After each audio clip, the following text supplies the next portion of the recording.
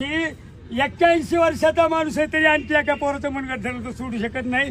ही धनगराची खानदान आहे, धनगराची खानदान आहे.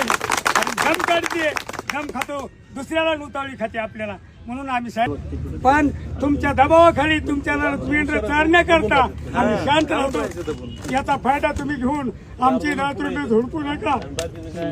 आणि ह्याचा जर नाही निकाल लागला तर 4 दिवसामध्ये धरणार नव्हतं आता. पण तुम्हाला खरा बाहेर निघू देतो पोलीस स्टेशनचा, हे लक्षात ठेवा. कारण धनगर येणार नाही, धनगर सवापार नाही, धनगर तुमच्या रानातलं तण कमी करण्याकरता सवापार आहे. हे लक्षात ठेवा. तुमच्या धान मोकळं झाले बरोबर म्हणता धनगर मेर चारा धनगर आमच्या इथं बसव आणि आमच्या लेकराला वाटावर मारता. कुठला कायदा, कुठलं शासन, कुठलं सरकार, याचा विचार करा ना.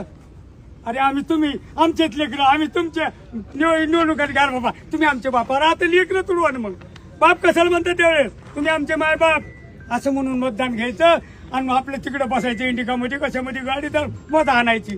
आणि आमची लेकरं दऱ्यात पडलेत मारून, त्याच्याकडे 2-2 दिवस तिकडे गाडी जायची नाही. म्हणजे ही न्याय का पोलीस स्टेशनचा?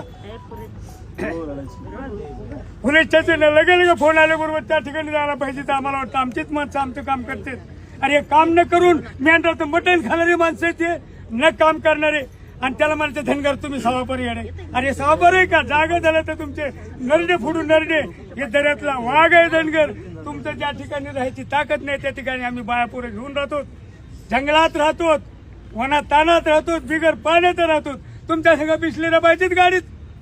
अरे हे आमच्या म्हाताऱ्या डांगराजवळ आमचं तोंड कोरडं पडून म्हणून खिशात बाटली आहे पाणी प्यायला तोंड ओलं करण्याकरता. ह्याची काय तुम्हाला जाण राहू द्या ना. तुम्ही माणसं, आम्ही माणसं. तुम्ही शब्द नाहीत, आम्हाला शब्द नाहीत. तुम्हाला शिंग नाहीत, आम्हाला शिंग नाहीत. ते एक जात मान्य म्हणून आहे आणि मान्य जातीनं कसं वागायचं शिकत आहे. जरा शहाणं व्हा. करू शकत नाही धाके साहेब. उतावळी तुम्ही म्हणलात पण उतावळी करणं चांगलं नाही. हे आमच्या लेकरांनी दम काढला, हिडू काढला म्हणून आपण हिची ह्या जागेवर बसलो. त्यांनी जर हात फिरवला असता तर माझ्या एकल्यातल्या तुला दुईला गाठलं असतं. घेऊ म्हणते त्याने दुईला गाठलं असतं. पण सांगणार की बाबा त्यांच्यावर हात उचलू नका, आपल्याला त्यांच्या बांधाला द्यायचे. अरे तुमच्या बांधावर बाय येण्यातलं खुरपायला ह्या तुमच्या तालीमुळं हो माणूस मिळाला ना तुम्हाला. याचा विचार करा ना, जरा विचार करा. अनुचित जाती असल्या तर तुम्ही येत रे मराठी. तुम्ही जात मानवाची माणूस नसल्यावर माणसं नाहीत रे. काय करायचं आमच्याजवळ 5 खंड मिळत तर माणूस सांभाळायला नाही. तिकडंच खाते ना रे वाघ वगैरे. हो तसं तुम्ही आमचं घेऊन दुसऱ्याला चारता काय? नका रे धनगर तर खाऊ. धनगर म्हणजे दर्यातलं पिलू आहे, जपून राहणार आहे, जपून चालणार आहे. असं काही एवढं बोलून माझं